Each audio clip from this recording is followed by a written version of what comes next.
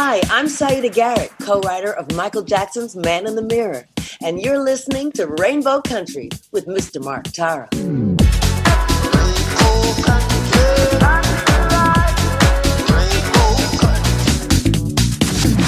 The views and opinions expressed on the following program are those of the persons appearing on the program.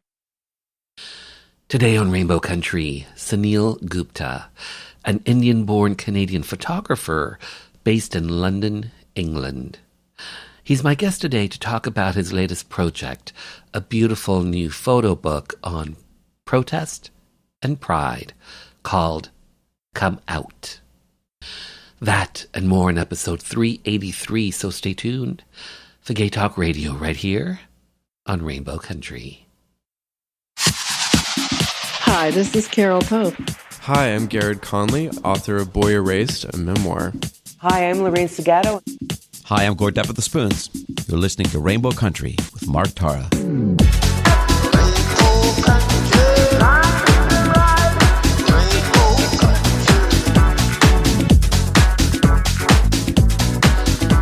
Well, hello, and welcome to a brand new journey through Rainbow Country.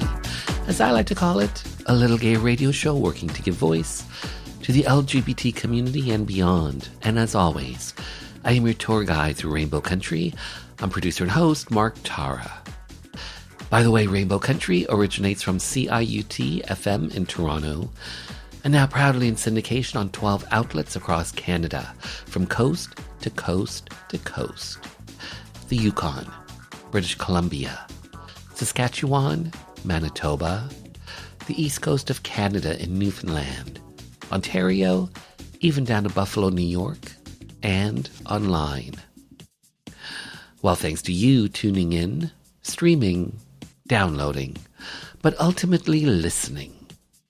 Together, we continue to build Rainbow Country into a nationally syndicated gay radio show, a #1 LGBT podcast on Podomatic.com's Gay and Lesbian chart, as well as being Canada's #1 LGBT podcast on Feedspot.com. So today, photographer Sunil Gupta is my guest. His work has been called subversive, political, personal. At 15, his family immigrated to Canada from India, settling in Montreal. He's here today to talk about his current project, a photo book called Come Out. The photos in Come Out encompass the 1980s and recount gay pride marches before corporate sponsors. We'll find out all about Come Out and more. Plus in hour 2, music from LGBT artists, independent artists, voices that we've come to know and love in classic disco, classic 80s, classic house. And on this episode, I'm featuring some Box of Sin, some Canadian 80s, and more. All that lies ahead as we start Journey 383 through Rainbow Country. And our first stop, it's what I like to call the Rainbow Country School for Canadian Gay History.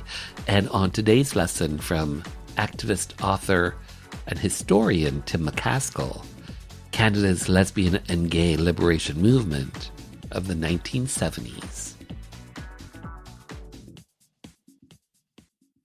In the 60s, before the internet, to find each other, queer people needed to actually get together in real space and real time.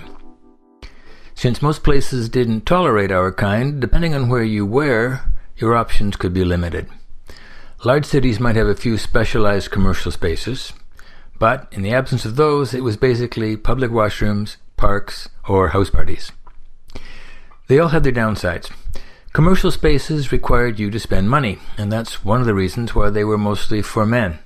Even in places as big as Toronto, there was seldom more than one lesbian bar at a time. Lesbians earned about 60% of the male wage and probably had more dependents. The economy just wasn't there. The old adage was, gay men go to restaurants, lesbians hold potlucks.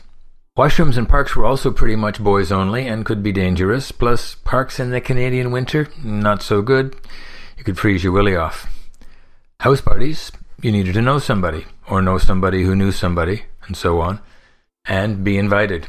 In terms of commercial life, Montreal had led the pack. developing a Sin City reputation during Prohibition in the U.S. in the 1930s. And where there's sin, there's always a place for us. Toronto the Good and Vancouver took a bit longer, but in 1974, Toronto had enough anonymity and a critical mass to produce a small commercial scene. At first, it was mostly straight bars where we were tolerated in a corner as long as we behaved. Next came a few straight-owned venues that served gay clientele. By the mid-70s, a new class of gay entrepreneurs emerged and started to open up on Church Street where rents were cheaper. But not everybody lived in Toronto or Montreal. In smaller centres, where businesses couldn't meet community needs, the lesbian and gay liberation movement of the 70s came up with a new model. Defy economics and do it for ourselves. We might not have a lot of capital, but we did have free labor. For example, the Lesbian Organization of Toronto established a non-profit community centre in a ramshackle old Victorian house in 1977. It held dances and brunches and drop-ins and provided meeting spaces and a coffee house and hosted a phone line for a whole generation of women. Loot, as it was known, was following a strategy already developed elsewhere. In Saskatoon, the Zodiac Friendship Society opened its community centre in 1973. Edmonton and Calgary soon followed suit.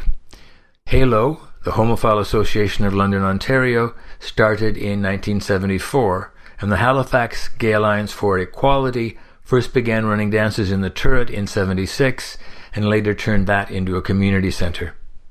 By the end of the decade, there was a network of lesbian and gay groups providing community spaces in dozens of medium-sized centres across Canada, volunteer-run and community-controlled. This is Tim McCaskill, a gay liberation dinosaur from another planet and author of Queer Progress.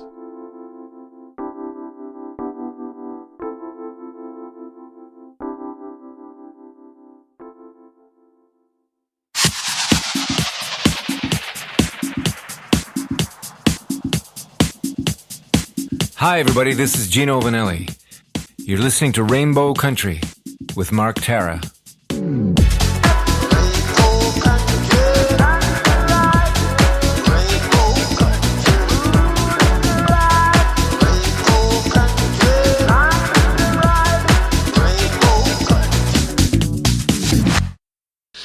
Up next, Come Out.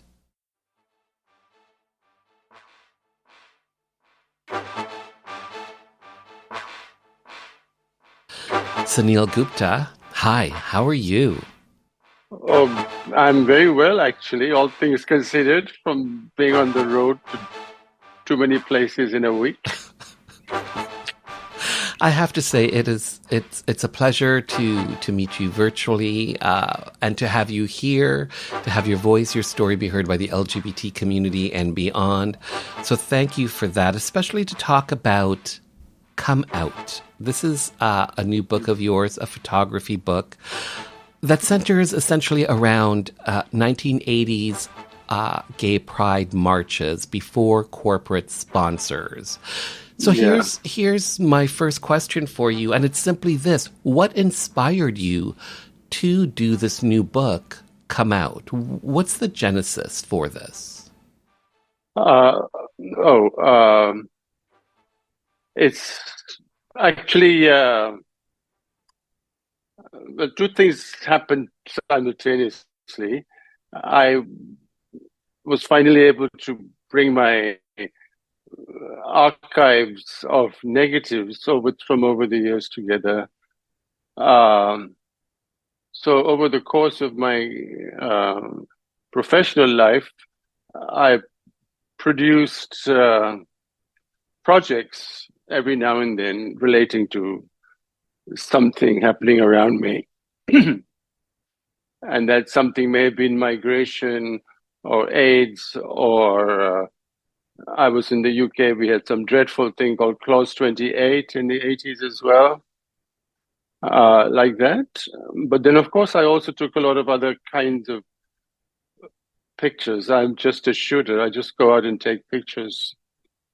And so I would go to these marches that were LGBT then, and so there would be like the main annual one, which was roughly coinciding with Stonewall. This was a tradition in London that was started by a small group of people at LSE, at one of the universities, back in the 70s, and it hadn't really grown very much. Partly, I came here from North America in the late 70s and found a very different, very much more subdued atmosphere where people were under threat of arrest quite a lot. And so it wasn't a very hospitable place then. Anyway, so there were these smallish marches, and then people would then start coming out under the banner of lesbian and gay to multiple other kinds of causes. So, for example, if there might be a big rally around the campaign for nuclear disarmament, and there'd be various kinds of groups there, and then we'd be represented by a group and a banner and a bunch of people like that. And better known, perhaps, is when the miners' strike took place. There was a group of lesbians and gays who marched with them under their own banner, and then brought them to the gay marches. This was turned into a film called Pride. So that was what I was sort of doing, partly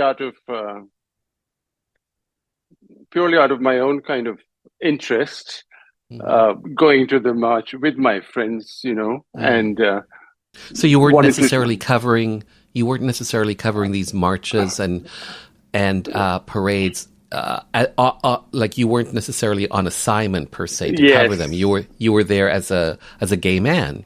Yeah, exactly. So this wasn't a project. This is just what I did as a day-to-day thing. Mm-hmm. It's just that I just carried a camera everywhere, and in fact, it became an issue in my mind as there were a conflict. There was kind of a conflict in shooting pictures of people on demonstrations, because we had been, so many of these pictures are taken by the media from the outside and then presented in various kinds of media at the time as examples of these people. And so I didn't want to replicate that. Anyway, I wasn't one of these people. I was one of the people inside the marches. So how do you show in your pictures what it feels like to be inside with your friends? That was my problem, was to kind of how to get around photographing something that looked and felt like something from within the community, not from the outside. But really, I was not doing it with any particular exhibition or publication in mind. So they just accumulated, never to be seen again. Maybe some shared with some close friends who were there. So you might see the same people again and again in the book, because they're kind of more or less the same people appear every year. So it's just now that I've become involved with photo book publishing in a way I never had before from the archive, and we began in 2018 with Christopher Street, a book about New York, and so this is kind of a fourth one of the similar ilk. That was also similar in the sense that that wasn't a project and those had never been seen. And so this also has just come from the archives, never been seen before. And I don't know, just felt like a good time somehow. I think because... Especially with what's going on in the world these days. Yes, many things have come around. Identity politics, terrible right-wing governments everywhere. A lot of people trying to roll back the laws around everything. Mm-hmm. And meanwhile, Pride itself has turned into this commercial monstrosity that a lot of us who were around in the beginning feel kind of a little bit alienated from. It's become this spectacle that you go and watch from the outside. That's how it feels like to me now, because it's become barricaded. So the Pride is inside a barricade and you're outside as a spectator. And the only way to get inside is to get a ticket, which is kind of goes against the grain, so to speak. A lot of your photos, especially in this book, come out are black and white. Yeah. Talk to me about why black and white as opposed to color. Oh, okay. Well, I guess I think partly because it was cheap, partly because I could do it myself in a way that color processing, you had to give it to a lab, partly because in the 80s, I did think of the UK and London as kind of a very black and white place. It was very gray indeed. And I'm not just talking about the weather. It was a very homophobic society we were living in. So yeah, it didn't, and that kind of modernist, brutalist architecture that we walk by around the South Bank, it's all just like very gray and concrete looking. So that's partly why it was black and white. I only really did color for a while when I was able to get it processed for free when I was in school. And also, there's a great photo of yours. I think it's like people around a pool or a jacuzzi or something, and they're all naked. That's in color. Yeah. That's great. That's true. Oh yeah, that was from Sun City. That was a gay bathhouse in Paris. No, but also, I was trained in the end of the 70s in art photography that was very black and white. Color really hadn't arrived in the art photography world then. People were suspicious of it, much like they're suspicious of digital now. Are you telling, through your photography and your imagery and your composition in Come Out, is there a story that you're trying to tell through your images in this particular book?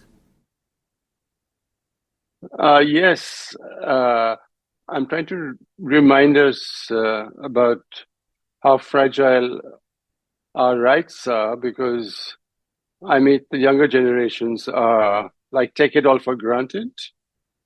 They can't imagine that they might lose this. And it's just a gentle reminder that it's only because of the law that we can do this. And back in the 80s, although Britain had legalized the sex part of homosexuality, they were prosecuting people for cruising under a law in which they equated cruising to soliciting, kind of like prostitution. So there would be pretty policemen dressed out, in 501s and T-shirts, trying to lure you into a public toilet, and then they turn around and arrest you if you follow them in. There was a lot of that going on. I was quite shocked at the extent of it, having come from Montreal and New York, where nothing on that scale was taking place. Montreal just had the rare moment when they were having an election for the mayor's office, when there was an attempt to show some signs of cleaning up the town. Otherwise, it was fine. I mean, people just let you be. But not here. There was active persecution. And people, so it caused a lot of fear. People were afraid it could end up with a criminal record. And it made slim pickings, easy pickings for the cops. It didn't have enough arrests that day. They just had to go down to Waterloo and trick a few people into cruising them, and they could book them. It was quite ugly, actually. Yeah, difficult time. Talk to me about curating this book come out through your archives. What was that process like, deciding this image is going to go in the book, but this one will not? Talk to me about that process of curating come out. Well, I think it was going through them, looking for pictures that were informative in some way, for one thing, and maybe some expressions, and several of people I knew, and it's a kind of family album in a way for me. These are people that I knew, and the atmosphere of those marches for me and my friend circle was that we would go to them, and it was very social. You would kind of know, at least to look at, quite a number of the people, you know, and it was like a party. And so I wanted to capture that feeling that people were out kind of having fun, and it was quite, how should I describe it? It was kind of like DIY, you know, people were just doing their own fashion and their own makeup, and it was like low budget, good fun kind of thing. You know, it wasn't some big blockbuster float business. And you can see that. I was hoping you could see the way people are dressing up, and some people are just dressing up as gay cliches, and others are trying to be as outrageous as they can. There's a wonderful drag queen who imitating Margaret Thatcher, who was our great enemy at the time. And so all of that, there was roller skating sisters of perpetual indulgence. So there were some moments like that, and then some moments were personal friends, and some are quite poignant now because a number of those people then also passed away, because we were also in the middle of AIDS. So I didn't want it to be an AIDS memorial, you know. I wanted to be more like celebratory and more fun thing. And yeah, I guess nostalgia for me anyway. And it seemed like a slightly more innocent time somehow. People were more aware that what they had was fragile, that you needed to actively come out and do something about keeping it there. The title, yeah, Come Out. What's the story behind this particular title?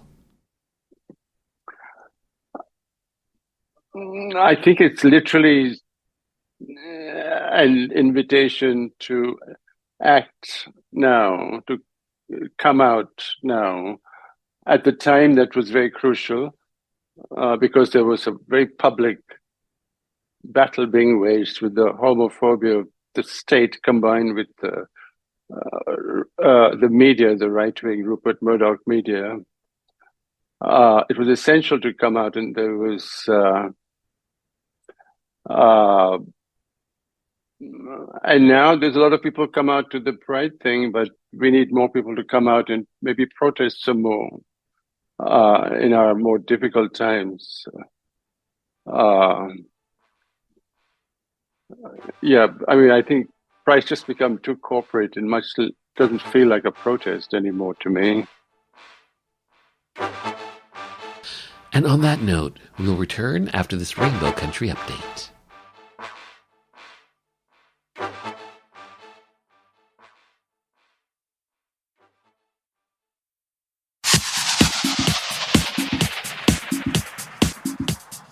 Hi, everyone. This is Mark Tewksbury, Olympic champion, leader, humanitarian. You're listening to Rainbow Country with Mark Tara.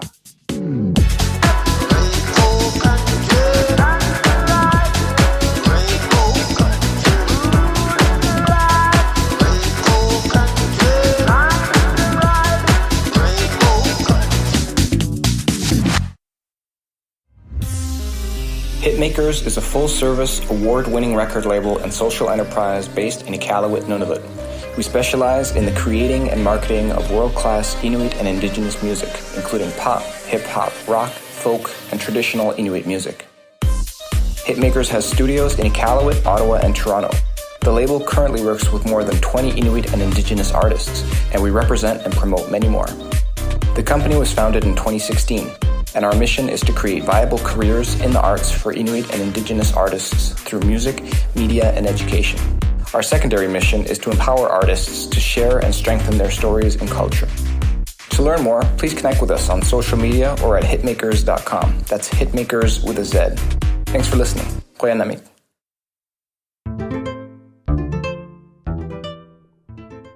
Well, it is that time of year again. The holidays. Christmas time, whatever holiday you choose to celebrate. I thought I would use this opportunity to spotlight some items you just may be interested in. First of all, music. Box of Sin. 5 CDs or 4 vinyl records. A compilation of 80s 12-inch mixes. Classic gay nightclub hits. It's a perfect gift for a music lover, or even just for yourself to get down and boogie. Trust me, I have had this on in my house, on my headphones, doing housework, whatever. 54 tracks. It's also available on Spotify. Box of Sin. You won't be disappointed. So that's music. Let's talk about books. Of course, today's guest, Sunil Gupta's Come Out. A perfect gift for your coffee table. A coffee table photo book. What better? And it tells a story of 80s gay history. Check it out. Come Out. Again, you won't be disappointed. Finally, something that's free and something that was brought to my attention a few weeks ago. There's an app out there called Tubi. Tubi. Tubi. It has films, it has TV shows, it also has commercials on them that keep them free. But they also have a lot of gay films, a lot of LGBT content on Tubi. I have been devouring these films, these shows. They are so good, and they are films that you probably haven't. I know there are films that you have not heard of. European films, Canadian films, American films, films from around the world. Check out Tubi. It's free. Well, that's all I got.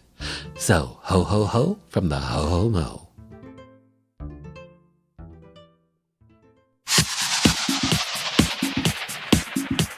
Hi there, I'm Bennett Singer, a documentary filmmaker and the co-director of the new film Cured. You are listening to Rainbow Country with Mark Tara.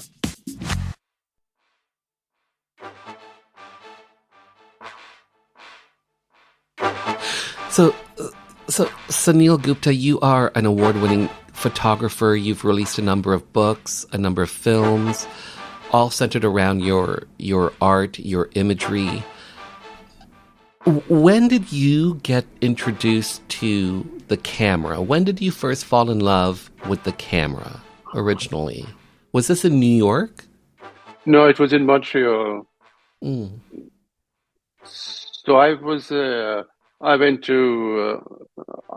I arrived in Montreal as a teenager, did a year of high school, which is very interesting because I didn't think people in Canada did gay stuff. Nobody told me. I thought they were all straight. So it took me a while to work out they weren't all straight. And then I did my undergraduate years, and it was there that I got I came from my cultural activity mainly was cinema. So in my college, I went to what's now Concordia. There was a great film club, and me and my best gay buddy was a film enthusiast, watched all these films, but we couldn't make any. We decided we would do it with a stills camera as a substitute. And so I bought a basic camera and a basic enlarger. He was more interested in the textual part. He was a literary person, and so he would write the stories. We decided to tell stories about our wonderful lives as young 20-year-old gay men in Montreal who went out all the time, basically. And so, well, there weren't that many places to go, but they were very busy. So every weekend we'd go to the same places, see the same people, and kind of knew them by sight. So we invented characters for them, to amuse ourselves, because you were standing there for hours gazing at these people who you didn't really know. So we invented backstories and created our own soap opera for them. And then sometimes we would invite one or two of them to appear in our picture stories. And so the initial bodies of work were like that. There were a series of still photographs with some writing underneath about gay men's life in Montreal in whenever it was, 1973 or so. And we thought they were marvelous, of course, but we had no way. Do you still have those today? Yeah, they're around. They didn't survive very well over the years because it was they were stuck down with sticky tape and stuff that you weren't supposed to do.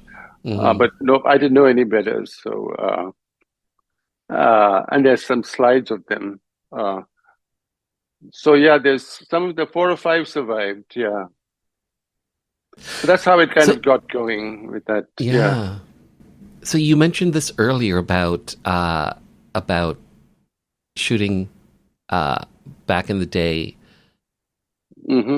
film, shooting images, but they were more black and white because color hadn't come on the scene yet.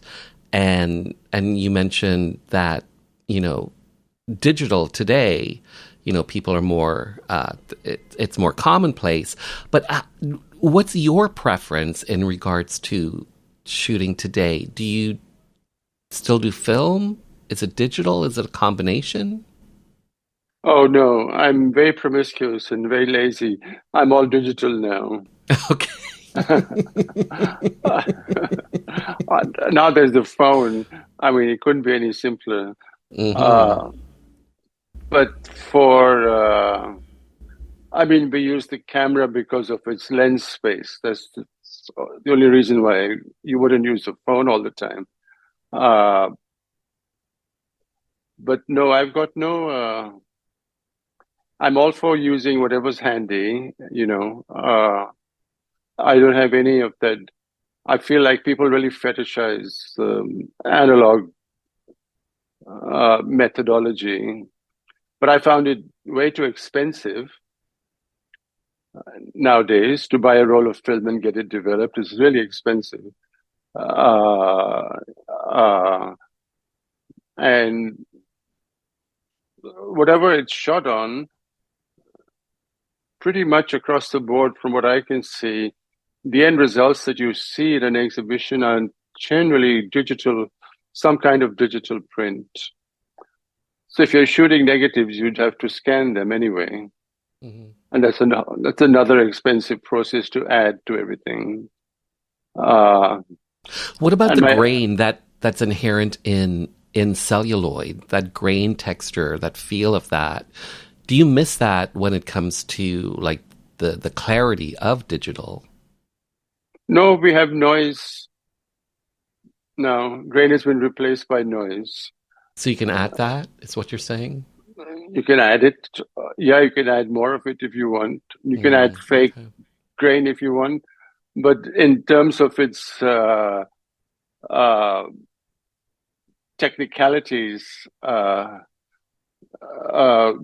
grain was a limiting factor in analog, and this so-called noise is the limiting factor with digital. It's where the point where the image starts to break up. So it could be fun to play around out there, where it's slightly, becoming illegible. So you have a number of exhibitions on right now. You've got one on in the UK, one in Italy. Your work has been shown around the world, including MoMA, the Museum of Modern Art in New York City, and the National Gallery of Canada in Ottawa. Here's what your work has been described. Your work has been described as subversive, as impulsive, as personal, political. What is it about your imagery, your composition, that resonates with people? What is it about your photos that you think resonate with people? Well, so I mainly shoot people I know, and not professional models.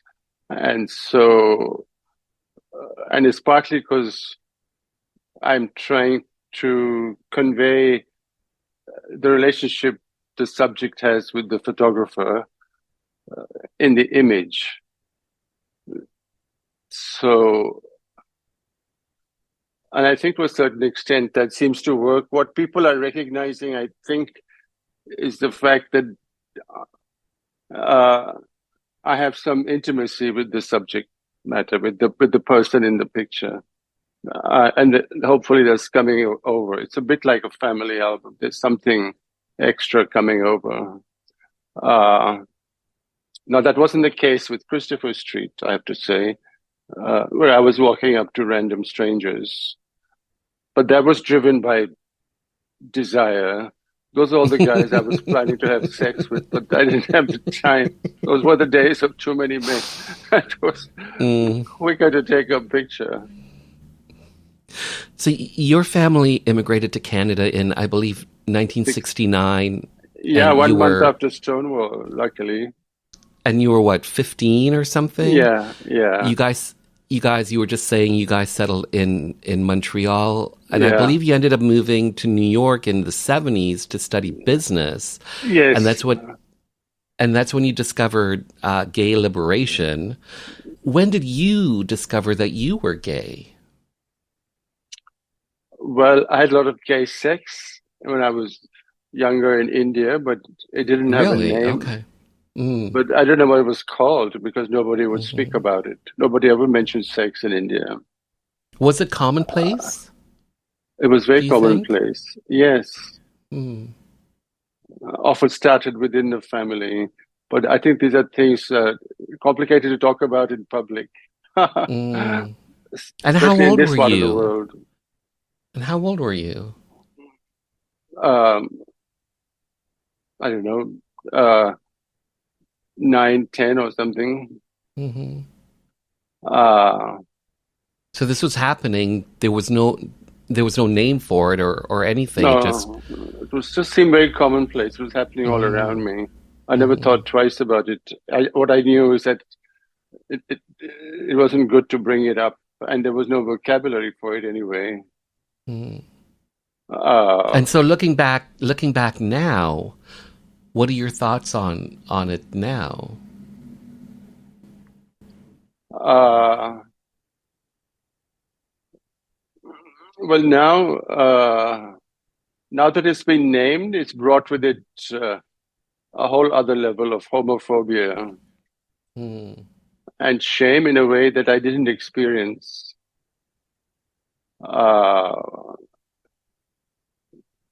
So I think by not having a vocabulary and a language for it in India, we also escaped homophobia. Yeah, nobody was calling you a fag in school because there was nobody wanted to talk about it. So ignorance is bliss.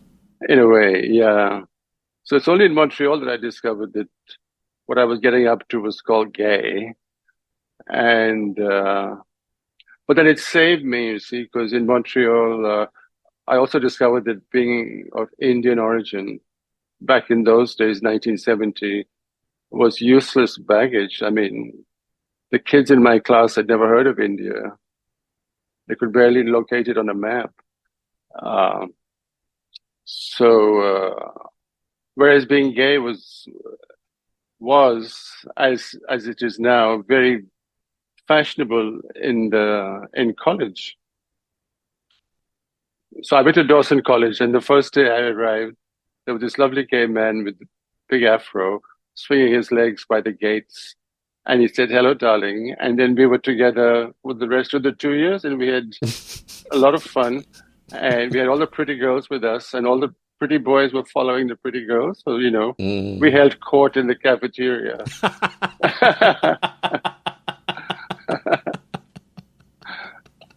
So I very quickly replaced being Indian with being gay. And then when we went to university, Gay McGill started, and then, we all joined it. And then that was really where the activism started. And with actually a different kind of photography started too, because of my camera interest. When Gay McGill launched a paper called Gayzette, I don't know if you've ever seen it. It's with the archives in Montreal. Anyway, I took the pictures for it. And there were things like there was the beginnings of gay protest within other people's marches then already, because I have pictures of gay banners and gay men marching alongside other people in the May Day rallies in Montreal. So it was like gays and workers together, in French, of course, but like that. So it started off in a very political way through the university for me. So I went from not having heard about it to knowing everything you could know about it very quickly. Meaning I had a lot of academic knowledge because the gay profs, everybody was coming out in school, the professors were coming out. You could write gay term papers, and I was reading essays about why gay men insist on having sex in public toilets, that kind of thing. And we just got too clever for our own good. Anyway, so we started writing manifestos against cruising. We thought cruising was a very capitalist, right-wing activity. Just you on your own go and pick out only one other person. It's like do 1-to-1. It's all about capitalism. So we would leaflet the local bars, hand out this thing. And Stop cruising? Against cruising. What we wanted was group cruising, so nobody got left out, you see. That sounds very 2023. Well, you go out as a little group of 2 or 3 people, and then you find 6, 7 other people, and you all come back together. And have an orgy. Well, you could call it that, but you're sharing, aren't you? It's communal. And it means that you could have a pizza break while the others are having sex and then join in later. In 2023, are you are married, correct? Yes, everything went the other way from what I had planned. I went very anti-marriage and pro-promiscuity, and I ended up being married. And how long have you been married? oh my God, for quite a long time now, since 2011. Uh-huh. And believe it or not, I got married in your town hall. I got married in Toronto City Hall. Mm. Well But to done. come all the way there, it was the only place which had it then. So when you were in school in university in the 70s, did you think that at some point you would want to be married? No, I was dead against it. Hmm. I had worked out that marriage and property were very linked. And then procreation was further connected. The whole idea was to have kids who would need more houses and more cars. And the whole thing was about consumption and increasing your share of wealth and property. And it was forever expanding as we've seen the consequences of that, so I thought us gays were really at the radical cutting edge. We weren't going to have kids, and we were going to have a whole lot of sex, which our straight friends couldn't have because they were too busy trying to find a girlfriend. So, Sunil, here's my last question for you. When people take a look at your art, your imagery, your pictures, whether it's through an exhibition or through one of your books like Come Out, what do you hope your audience comes away with after they've experienced Sunil Gupta? Oh, I hope with some feeling of empathy, something that might have emotionally touched them somewhere. I make work because I'm trying to connect with people remotely through the work, to try to touch them in some way. I don't really want to make work that's just conceptually clever and emotionally cold, yeah. Well said. Sunil Gupta, well said, well done, well filmed. Thank you so much for your time. Thanks for being on the show. It's been a pleasure. Thank you so much, Mark, for having me.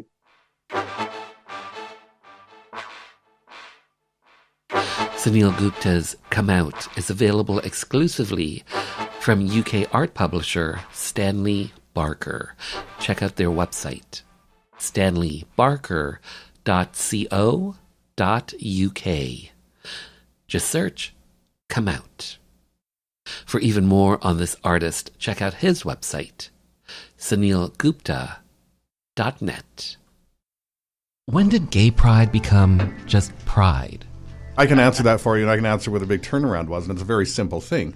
Corporatism is when gay pride became pride. As soon as we got corporate sponsors, as soon as we had the approval of the corporations around us, oh my God, the beer company's going to sponsor it, and they're going to give us a float, and look at the telephone company's going to do something, and someone else is going to do something. But drop the gay. Yeah, drop the gay and include everyone. And I always thought, why should we include everyone? This is a gay pride celebration. It is for people who are in a sexual minority.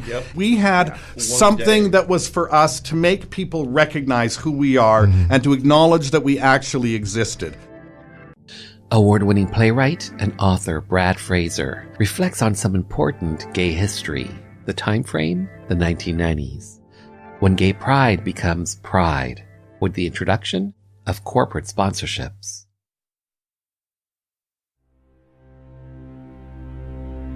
Hi, my name is Joanne Vanicola, and I'm an actor and a writer, and I was first on Rainbow Country with Mark Tara on discussing the massacre at Pulse Club in Orlando.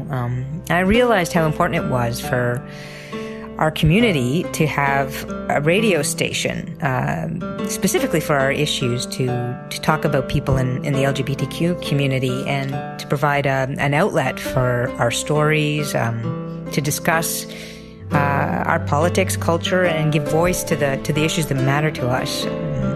And of course our artists and the things that we do globally and talk about culture. And without people like Mark Tara providing a space for this with a radio show like this, then we wouldn't have that voice. So support, tune in.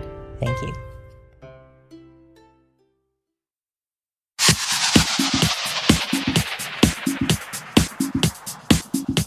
Hi, I'm Justin Ling. author of Missing from the Village. You're listening to Rainbow Country with Mark Tara.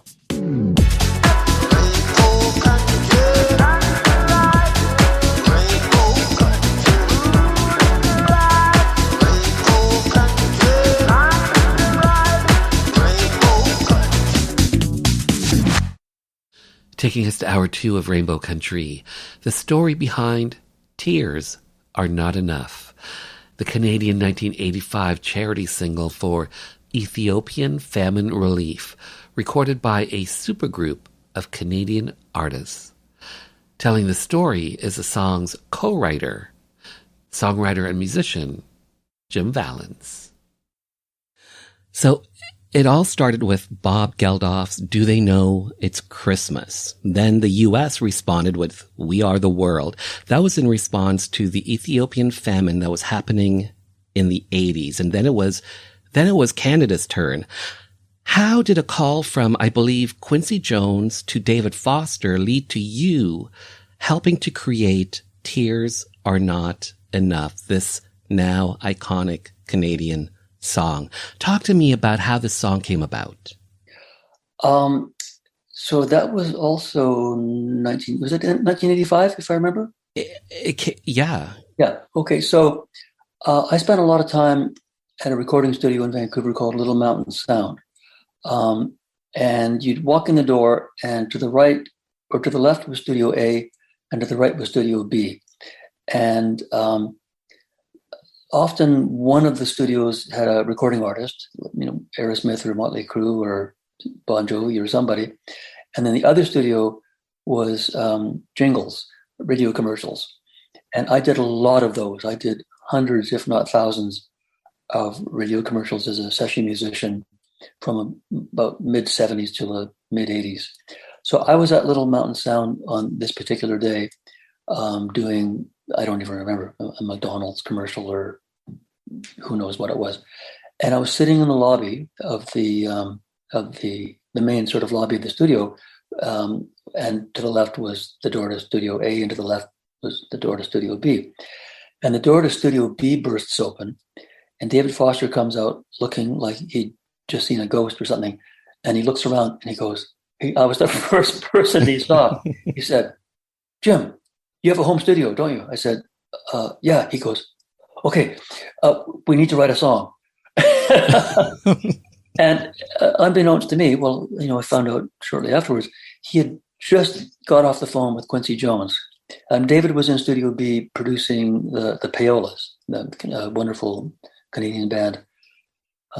And Quincy called him, and Quincy and Michael had just finished We Are the World.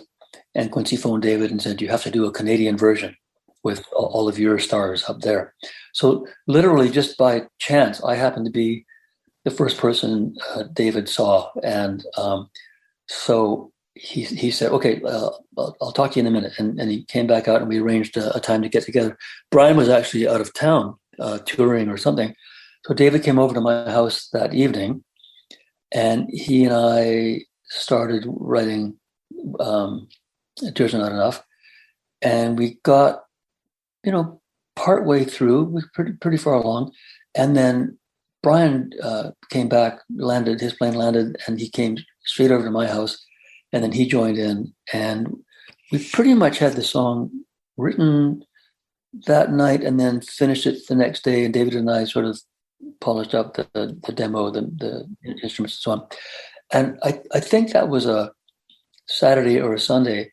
And remarkably, like 1 week later, we were all in Toronto with, Joni Mitchell, Neil Young, Oscar Peterson, Geddy Lee. The only story I can tell at all is, I can't remember what Joni Mitchell's line was. In the moment that it starts. Might have been something like that. We discovered after she left, quite some time after she left, that the last line of lyric is the word starts, S-T-A-R-T-S. And we discovered that the S didn't quite get recorded, or she hadn't quite sung it loud enough. So back in Vancouver, we had Nancy Nash, who's a Vancouver session singer. We had her come in and just add an S. She just went on Joni Mitchell's lyric. I mean, in a week, all of that happened, which was just unbelievable. I mean, I'm still in awe of how that was assembled.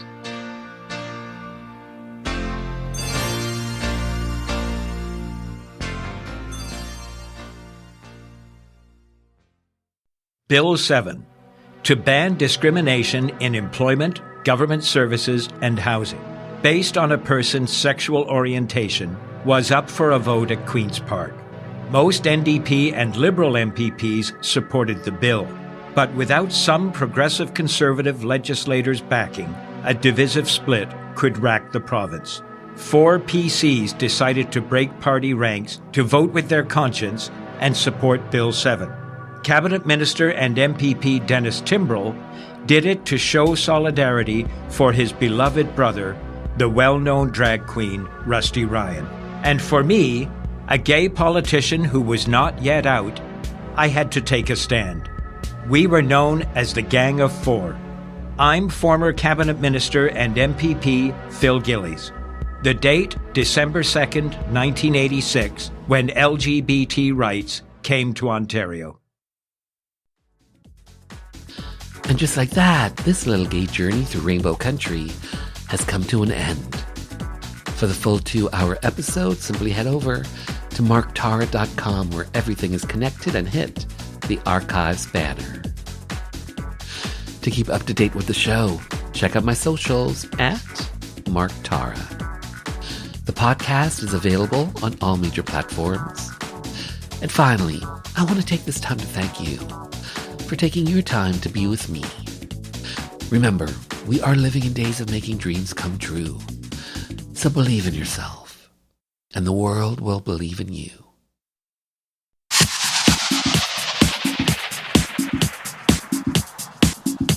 Hi, this is Police Constable Danielle Botno, also known as LGBT Cop, and you're listening to Rainbow Country with Mark Tara.